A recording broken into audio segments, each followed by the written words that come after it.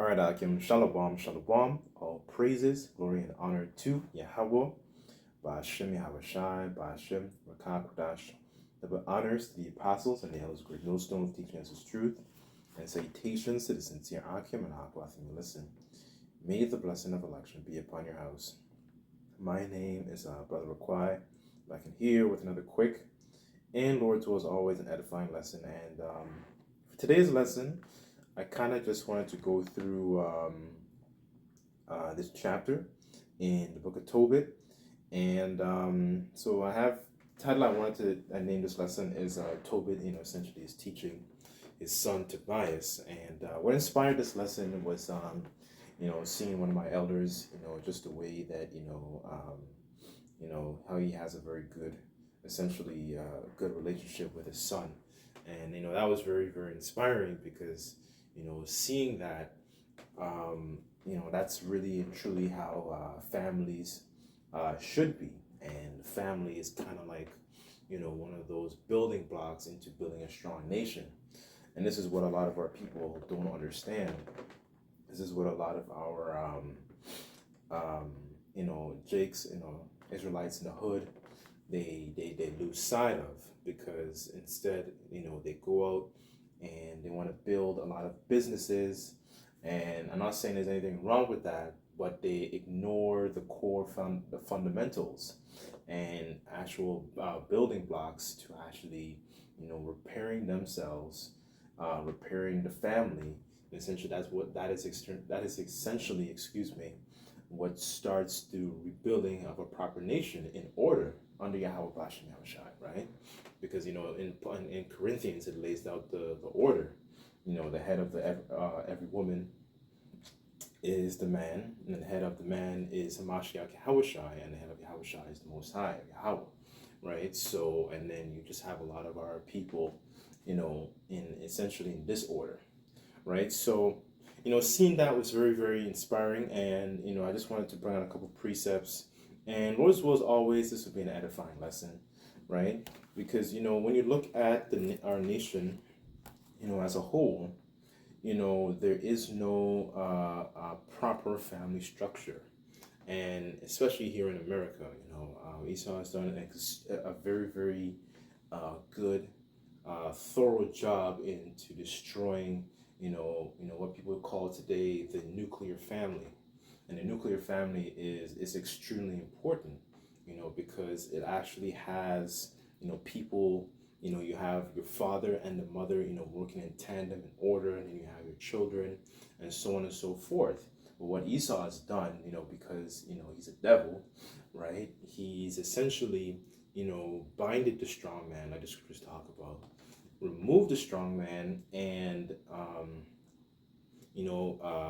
put a bunch of philosophies and different wine, into the minds of these women, to the point where, you have a lot of women believing and then think they can raise children on their own, right? So, before I ramble on too much, let's go to the book of Tobit, chapter 4, right? Just to see, the importance, of that, relationship, because, our people, a lot of our people, for example, they don't have a rich relationship, with their fathers, right? The mother is normally the one that is extremely elevated in this society, and children need both of their parents, right? So, this is Tobit chapter 4.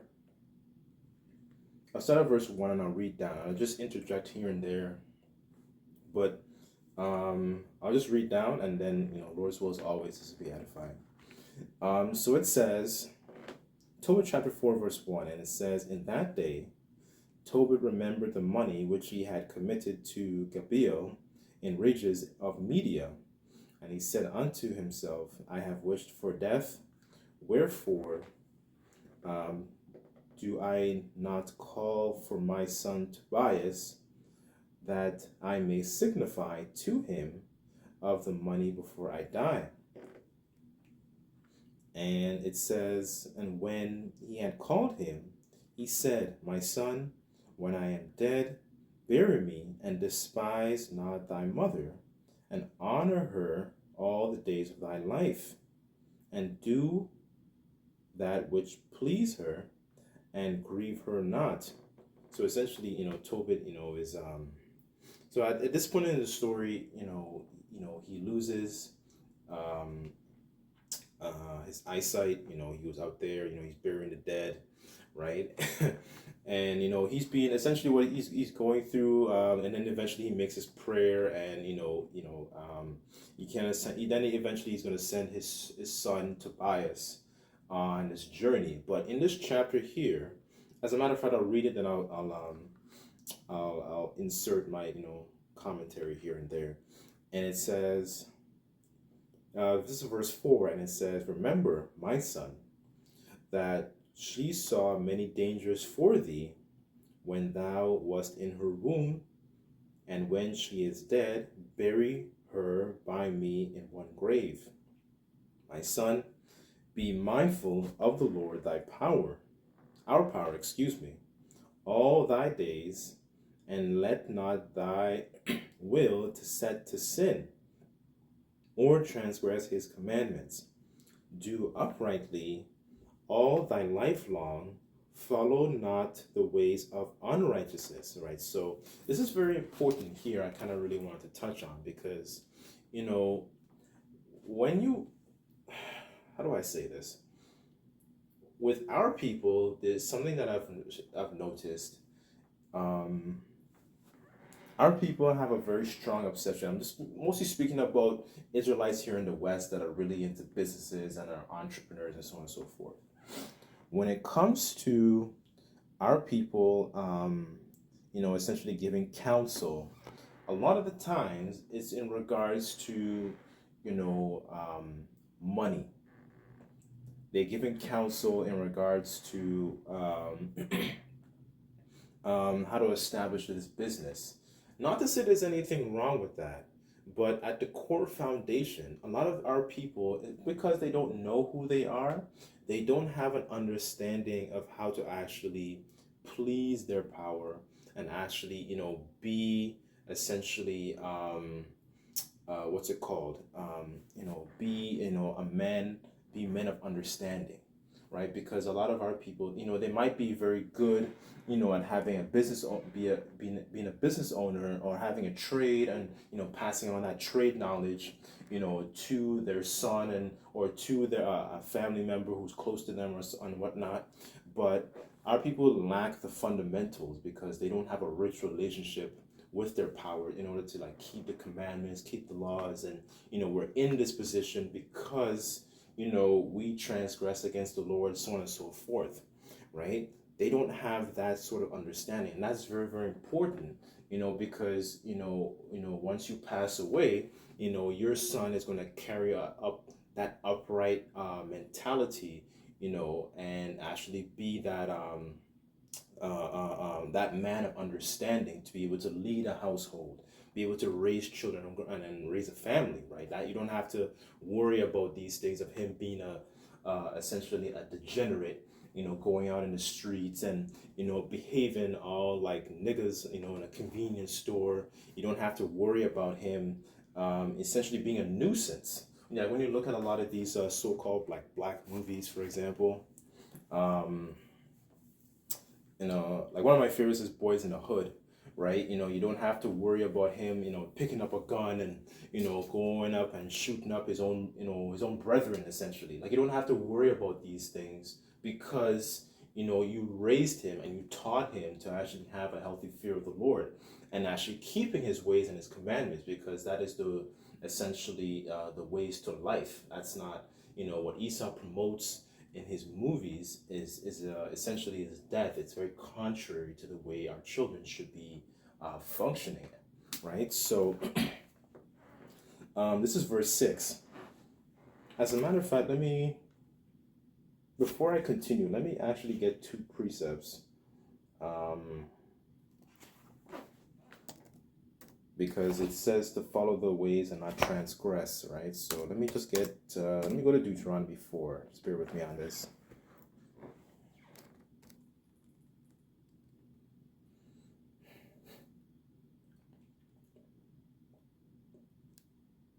Okay, this is Deuteronomy 4 and 5, and it says, "Behold, I have taught you statutes and judgments, even as the Lord Yahweh, my power, commanded me, that ye shall do so in the land whither ye go to possess it.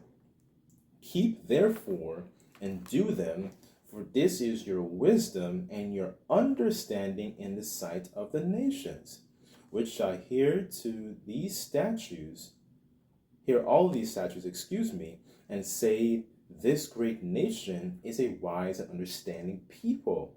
For what nation is there so great, who hath the Most High unto them, as the Lord Yahweh, Bashem Yahushai, our power in all things that we call upon him for," right? So, it shows you the importance of actually keeping, these laws, statutes, and commandments, because this is our wisdom and our sight in these other nations. The other nations are supposed to look to us as an example of how their children should conduct themselves, how we as people should conduct ourselves, and if there's anything I've noticed is in the American or Canadian society, or even like in the UK and places like that, a lot of these, you have a lot of Israelite, men that are caught up into that gang life, caught up into gun crime and knife crime. That's a huge problem in the UK. They don't know how to conduct themselves amongst being these other nations. And these other nations look at us as what? They look at us as degenerates. They don't take us seriously because we don't take the Lord Yahweh Bashem Shai seriously when you really trickle down into it, right? So,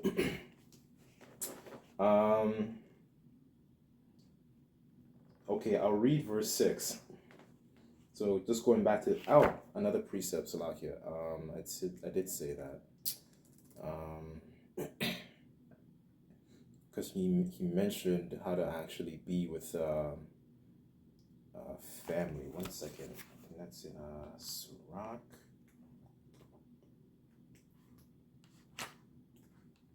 Just bear with me on this. I think that's Sirach 7. Okay, this is Sirach 7, verse 27, and it says, "Honor thy father and with thy whole heart, and forget not the sorrows of thy mother. Remember that thou was begotten of them, and how canst thou recompense them the things that they have done for thee?"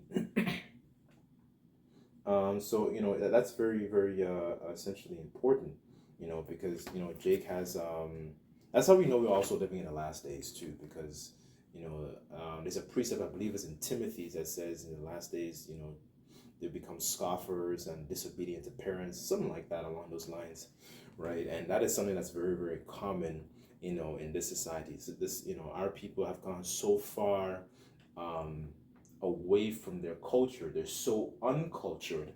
They're so wild to the point where, you can't tell, these nigglets anything. You can't tell the GMO babies anything. They're very, very overly emotional. They have no regard for elderly. Like we're a nation. We're supposed to have some sort of respect for the elderly. Respect for adults and so on and so forth. Like I remember growing up in the Caribbean. When you're walking on the street, for example, whether it was in the nighttime or in the evening or even early in the morning, you would get on the bus, and you get on the bus and you say good afternoon, you say good evening, you say good night. You're somebody who's well mannered because you are essentially an extension of your family and your household, right? And like one of the things I remember, sometimes because the island is so small, people have an idea of who people are more likely to know who you are. So you have, you have a last name and you have a good reputation, right? That's where, that's the importance of a name, because, we, as, daughters and sons, we essentially are an extension of our parents, when we go about our daily life. And this is what a lot of Israelites here in America, especially in different parts of Babylon and UK and so on and so forth, in these different liberal democracies. This is what Jake doesn't understand. Jake, the children, they don't understand that they're also an extension of their parents. They're supposed to represent their house, so to speak. You know what I'm saying? If that makes sense. Okay, let me go back to Tobit.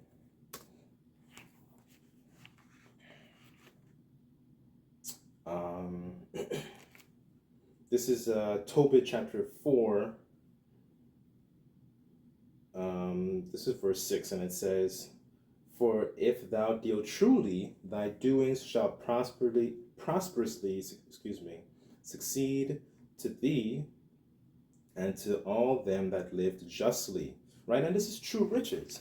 This is honestly true riches when you really think about it, because then after you pass, you realize your children, are going to live as upright individuals, and you don't have to worry, about them, essentially being niggas or being hoes, because you instilled proper values into those children, while you were alive, right? But Jake does the contrary in this society, and these children, they grow up, and essentially they become a nuisance, right? They get involved, they get influenced, by other children, and they get into all these different crimes. They get into drugs, they get into prostitution, they get into this, they get into that, because they don't have, a rich foundation. They don't have commandments to actually be a lamp unto their feet. As a matter of fact, let me, is that Psalms? 1 second. Psalms 119. Jake likes to talk about, for example, generational wealth. Like what Tobit is spitting right now, this is real generational wealth. This is real generational wealth. This is spiritual generational wealth. This is Psalms 119 and 105, and it says, "Thy word is a lamp unto thy feet and a light unto my path. I have sworn I will perform it. I will keep thy righteous judgments." Right? So, it shows you, this is a light. This gives us understanding. Like, it talks about, though I walk through the valley of the shadow of death, thy rod and thy staff shall comfort me, because, we go back to the scriptures to be able to, give us that proper guidance in these times and being around these other nations, right? Let me go back to, where is it? Okay, this is verse 7. And it says here, Tobit 4 and 7, and it says, "Give alms of thy substance when thou givest alms. Let not thine eye be envious, neither turn thy face from any poor. And the face of the Most High shall not be turned away from thee." Right? And that's so important, because he's also, this is what, wow, I'm a little excited. How do I say this? In the world, like, if you had like an older brother or something like that, or an uncle, or somebody to give you like, this is let me offer you some spiritual game on how to get that girl. You know what I'm saying? Your brothers probably had experiences like that. Maybe, you had maybe like a friend maybe who can give you some tips and tricks on how to get that girl. Like what Tobit is doing here is he's giving him that game. He's giving him cheat codes. He's spitting that good game in order to please the Lord, right? Because the scriptures, what do the scriptures say about that too? It says charity shall cover a multitude of sins, right? We know that in this position, we are in this position because we transgressed and we messed up, right? So this is how what he's trying to instill into his son is the fact that, man, this can give me brownie points with Yahweh Bashim Yahushai. So it's things to keep in mind, right? Let's go to verse 8, and it says, if thou hast abundance, give alms accordingly, and if thou have but a little, be not afraid to give according to that little. For thou layest up a good treasure for thyself against the day of necessity, right? And even for ourselves, right? On one level, you can, we need, we're approaching, a day of necessity, when we need, the Lord to essentially intervene for us. But even on like when you're teaching your children, you want them to actually have that understanding, we want to be able to remember, when they do that particular deed, they want the Lord to remember them essentially when they're going through something. And these are like spiritual cheat codes and spiritual jewels and understanding, these children don't get. You have a bunch of GMO babies running around in this place, man. Let's see. Let's go back to, okay, this is verse 10. Tobit chapter 4 and 10, and it says, because that alms do deliver from death, and suffer not to come into darkness. For alms is a good gift unto all that give it in the sight of the Most High. Right? So, and it says, right, so, this is, it's a pleasing thing to actually, do these things, right? So just going back to the earlier point, I made that, Tobit is giving, his son and instructing his son in proper ways of righteousness. And this is what, honestly, when you, take it even another step further, when our children, and then we, even ourselves also, because we're also being instructed in in these ways of righteousness, when you really think of it, this is what the enemies are afraid of. They don't want us to essentially be in alignment, with our power. As a matter of fact, let me go to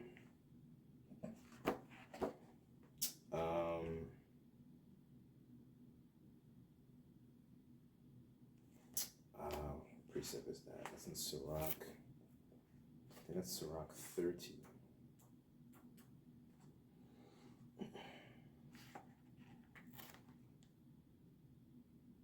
Okay, Sirach 30 and 3. And it says, he that teacheth his son grieveth the enemy, and before his friends he shall rejoice in him. Though his father die, yet he is as though he were not dead, for he have left one behind him that is like himself, right? And that's so true, because what he's done is, what Tobit is really doing, he's duplicating himself, right? He's providing him with the proper instructions of how he wants his son to be. And this is what the enemies are, this is what these other nations are afraid of. They're afraid of us being in alignment, like starting with ourselves, who have woken up to this understanding. They're afraid of how, we are in order, and we are essentially adorning ourselves and trying to be, essentially like a pleasant bride unto Yahweh Bashem Yahushai. They're afraid of these things when we're in alignment with our power. But kind of speaking mostly in regards to the lesson, they don't want, your sons to conduct yourself. They don't want your sons and daughters to conduct yourself in such a manner, because, you're truly in alignment with your power, right? Who, if the Lord be for us, who can be against us? And then when you go through, for example, in the book of Judith, they were trying to figure out, what they were trying to do was trying to figure out the schemes and trying to understand the relationship between these people and their power. And they understood that. As a matter of fact, let me read it. Judith.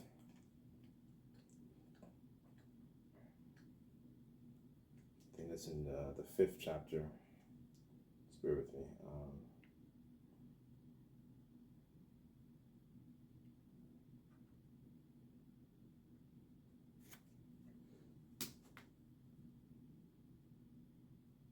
Okay, and it says Judith 5:17, and it says, whilst they sinned not before their power, they prospered, because the Most High hath hated iniquity was with them.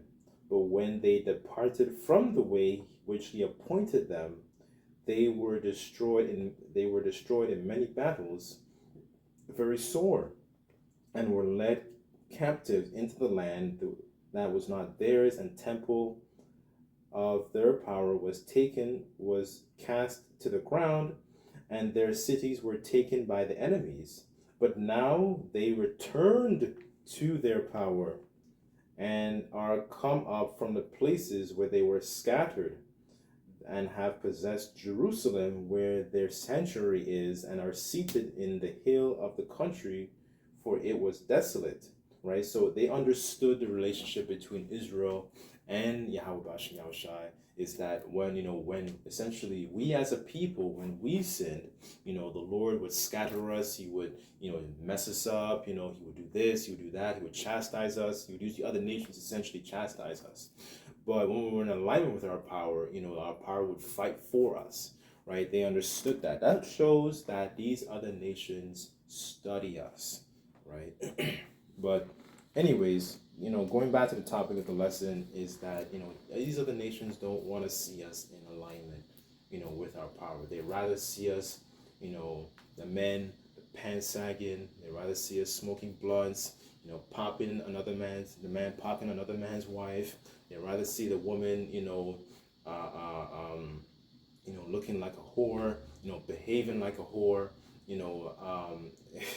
They rather just see us essentially in a degenerate state, because they know when we're in a degenerate state, the Lord's going to jack us up, and the Lord's not going to fight for us, right? It's a threat. Us being in alignment with our power is honestly and truly a threat to these other nations.